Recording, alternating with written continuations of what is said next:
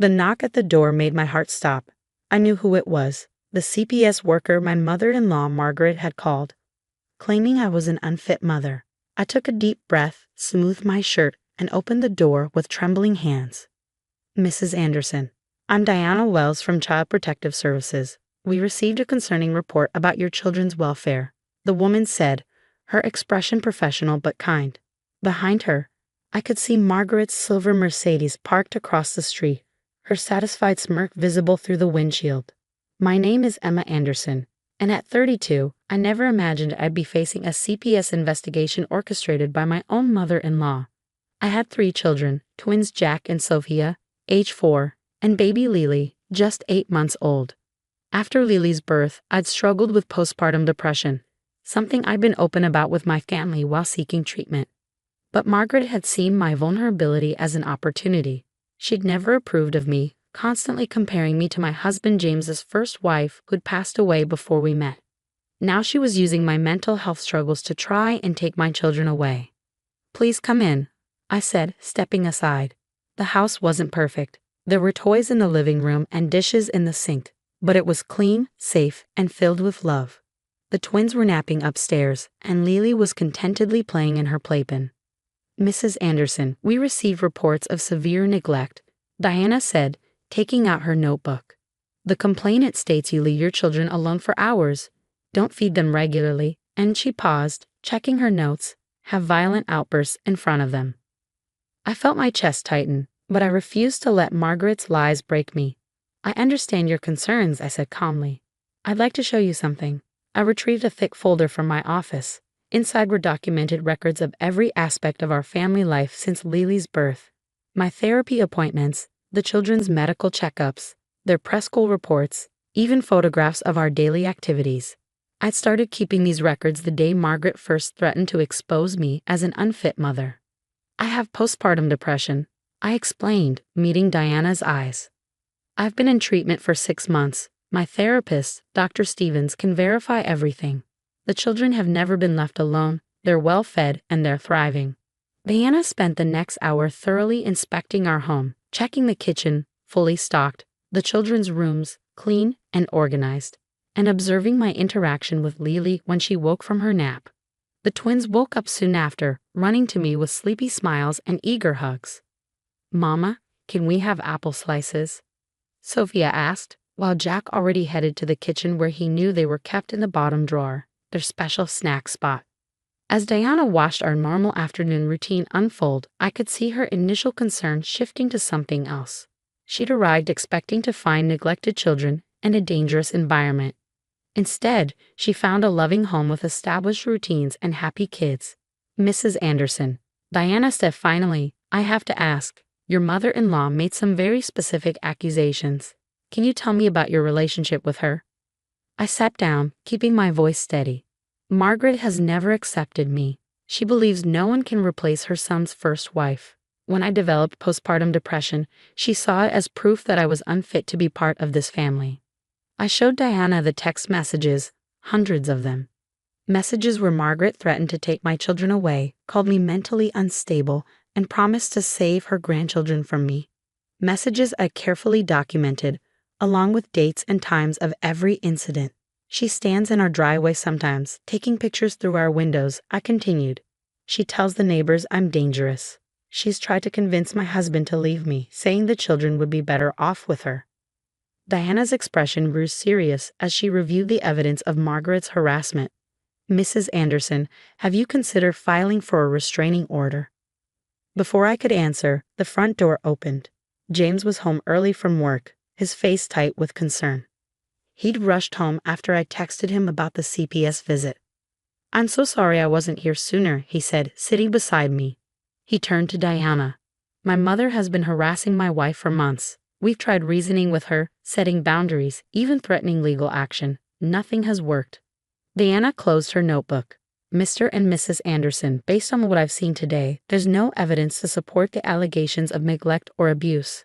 In fact," she paused, looking directly at me, "I'm impressed by the level of documentation and organization you've maintained while dealing with this situation."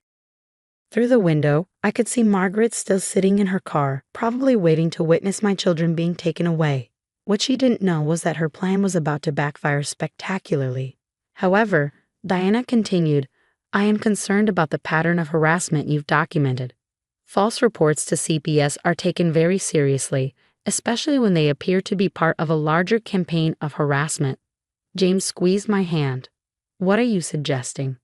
Diana stood up, straightening her jacket. "I'm going to recommend an investigation. Not into Mrs. Anderson's parenting, but into your mother's behavior. This kind of harassment can be devastating to a family's well-being, particularly when someone is already dealing with postpartum depression." As Diana left our house, I caught Margaret's shocked expression as the social worker walked straight to her car. I couldn't hear what was said, but I saw Margaret's face turn pale. This wasn't the end, I knew that. But for the first time since Lily's birth, I felt strong enough to fight back. Margaret had tried to use my mental health struggles against me, but she unknowingly given me the ammunition I needed to protect my family once and for all. James hugged me tightly as we watched his mother's car speed away. "I'm so proud of you," he whispered. "We'll end this, I promise." I nodded, holding him close as the twins played with their blocks and Lily babbled happily in her playpen. Margaret thought she could break me, but she'd only made me stronger. The real investigation was just beginning, and I was ready. The weeks following the CPS visit were tense but transformative. Diana's investigation into Margaret's harassment had opened a floodgate of revelations that none of us were prepared for. "We've received similar complaints about your mother-in-law from 3 other families," Diana told us during our follow-up meeting. She spread several files across our dining room table while the children played in the next room under their babysitter's supervision. It turned out Margaret had a history of harassing her son's partners. James' older brother Michael's ex-wife had filed a police report against her 5 years ago. His younger brother David's girlfriend had moved to another state just to escape her interference. "I had no idea," James said, his voice hollow as he read through the reports. "They never told me. I thought it was just me," I finished softly, placing my hand over his. The evidence was overwhelming. Margaret had used the same tactics with each woman: surveillance, false accusations, attempts to turn family members against them. She'd even called CPS on Michael's ex-wife, claiming she was drugging her children. The investigation had proven the allegations false, but the damage to their family had been done. One afternoon, while sorting through old family photos James had brought from his father's house, I found something that made everything click into place. It was a worn envelope containing letters from James's late wife, Anna. "James," I called, my hands shaking. "I think you need to see this." The letters detailed Anna's own struggles with Margaret's interference.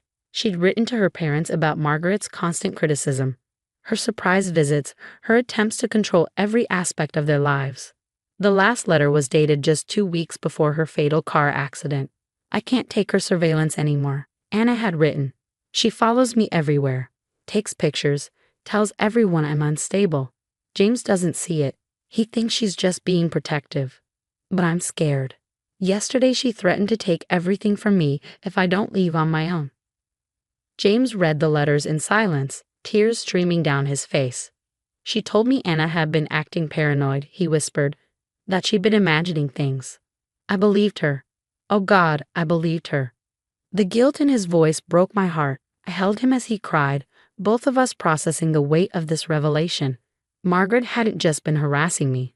She'd been systematically destroying relationships for years, possibly contributing to the circumstances that led to Anna's accident. Deanna helped us file for a temporary restraining order. The evidence was substantial: the documented harassment, the false CPS report, the pattern of behavior revealed in the other cases, and now Anna's letters.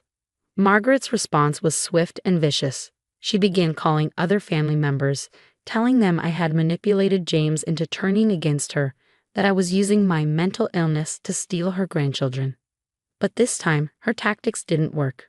Michael was the first to reach out. "I should have warned you," he said during a long phone call with James. "After what happened with Karen, I wanted to pretend it never happened. I'm so sorry." David followed, sharing his own stories of how Margaret had driven away every woman he dated. "She always said she was protecting us," he explained, "but she was really just controlling us." The family dynamic was shifting. Years of silence were being broken, and Margaret's carefully constructed image of the devoted mother was crumbling. One evening, as I tucked the twins into bed, Sophia asked a question that made my heart ache. "Mama, why doesn't Grandma love us anymore?" I sat on the edge of her bed, choosing my words carefully. "Grandma loves you very much," I said. "But sometimes people show love in ways that aren't healthy. That's why we need to take a break from seeing her for a while." "Because she was mean to you?" Jack asked from his bed. "Yes, sweetheart, and it's important to stand up to people who are mean, even if they're family." As I kissed them goodnight, I realized that this wasn't just about protecting myself anymore. It was about teaching my children about healthy relationships and boundaries, about standing up for what's right even when it's difficult. Later that night, James and I sat on our back porch, watching the stars while Lily slept peacefully inside. "I've called a family therapist," he said quietly, "for all of us. I think we need help processing everything." I squeezed his hand, grateful for how far we'd come. The man who once dismissed his mother's behavior as just her way was now actively working to protect our family and heal from years of manipulation. "We're going to be okay," I said, and for the first time in months, I truly believed it. Diana's investigation was building a strong case, and Margaret's web of control was unraveling thread by thread.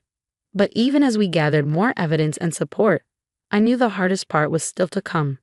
Margaret wouldn't give up her control easily, and we needed to be prepared for whatever she might do next. What we didn't expect was that her next move would lead to the most shocking revelation of all, one that would change everything we thought we knew about our family's history. The revelation came on a rainy Tuesday morning. James's father, George, who had remained quietly on the sidelines throughout the ordeal, arrived at our door looking older and more tired than I'd ever seen him. "There's something you need to know," he said, placing a weathered leather journal on our kitchen table. "Something I should have told you years ago." It was Margaret's old diary dating back to when James and his brothers were children. George had found it while cleaning out their attic after the restraining order forced Margaret to move out. "I knew she was controlling," George said, his voice heavy with regret. "But I never understood the extent until I read this. She's been planning these interventions for years." The diary detailed Margaret's systematic approach to controlling her sons' lives. She had actual lists of techniques to use: emotional manipulation, gaslighting, false accusations. She documented every victory when she successfully drove someone away from her children. But the most chilling entry was about Anna's death. "The accident wasn't an accident," George said quietly. According to her diary, Margaret had been tampering with Anna's car, loosening parts, hoping to scare her into leaving. She never meant for the brake line to fail completely. James stumbled back, gripping the counter for support. I felt the room spin as the implications sank in. Margaret hadn't just harassed Anna. She had inadvertently caused her death. Within hours, Diana and the police were at our house. The diary became crucial evidence not just for our case, but for a potential criminal investigation. Margaret was arrested that evening. The news coverage was immediate and overwhelming. "Controlling mother-in-law's harassment leads to criminal charges," read the headlines. Years of manipulative behavior had finally caught up with her. In the midst of the chaos, something unexpected happened. Our community rallied around us. Neighbors who had believed Margaret's lies about me came forward with apologies.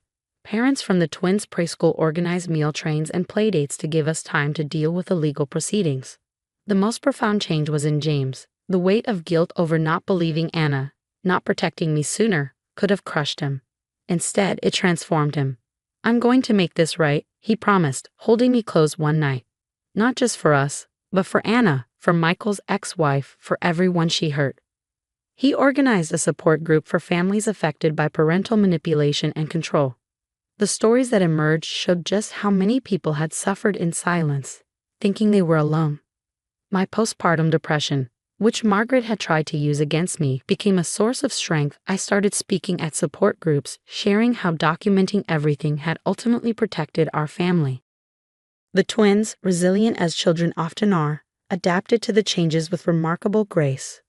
Mummies helping other families, they'd tell people proudly. Lily grew into a happy, secure toddler, untouched by the darkness that had threatened our family. Margaret's trial was brief but impactful. She pleaded guilty to multiple charges of harassment and involuntary manslaughter.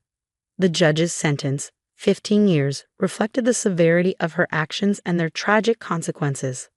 As I sat in the courtroom, watching Margaret being led away, I felt no satisfaction, only relief. The woman who had tried to destroy our family had lost everything in her attempt to control it. 1 year later, we gathered for a different kind of family meeting. James and his brothers, their partners, and all the children came together to heal and rebuild. It was messy and emotional, but it was real. No manipulation, no control, just honest love and acceptance. Looking around our extended family, I realized that Margaret's actions, while intended to tear us apart, had ultimately brought us closer together. We had all learned valuable lessons about standing up for ourselves, supporting each other, and recognizing toxic behavior before it could take root. George, who now spent every Sunday with his grandchildren, making up for lost time, summed it up best. Sometimes the hardest battles lead to the most important victories. As I watched my children play with their cousins, secure in the knowledge that they were safe and loved, I knew he was right. Margaret had tried to break me, claiming I was an unfit mother. Instead, she had helped me become stronger, not just for myself, but for every mother facing similar battles. The CPS investigation she initiated hadn't just cleared my name. It had exposed a truth that needed to be revealed, setting us all free in the process.